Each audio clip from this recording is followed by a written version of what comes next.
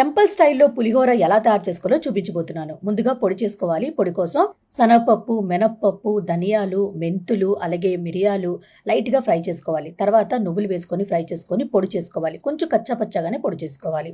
ఇప్పుడు చింతపండుని నానబెట్టుకోవాలి. ఆయిల్ కొంచెం ఎక్కువే వేసుకోవాలండి. ఇప్పుడు ఆవాలు, మినప్పప్పు, శనగపప్పు, కొంచెం మెంతులు, అలాగే కొంచెం ఇంగువ, పల్లీలు, జీడిపప్పు వేసుకొని లైట్‌గా కలర్ చేంజ్ అయిన వరకు ఫ్రై చేసుకోవాలి. తర్వాత ఎండుమిరపకాయలు వేసుకోవాలి.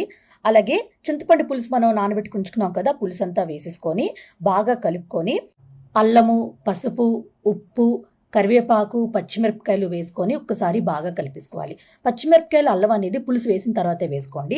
లాస్ట్‌లో బెల్లం వేసుకొని ఇది ఆయిల్ సెపరేట్ అయిన వరకు కుక్ చేసుకోవాలి. కొంచెం దగ్గరగా అయిపోవాలన్నమాట. ఇలా దగ్గరైన తర్వాత స్టవ్ ఆఫ్ చేసుకొని మనం పొడి చేసుకొని ఉంచుకున్నాం కదా! పొడంతా అన్నంలో కలుపుకొని ఈ పులుసు వేసుకొని బాగా కలిపేసుకోవాలి. అంతేనండి, రెడీ అయిపోయింది. టెంపుల్ స్టైల్‌లో పులిహోర. చాలా చాలా రుచిగా ఉంటుంది.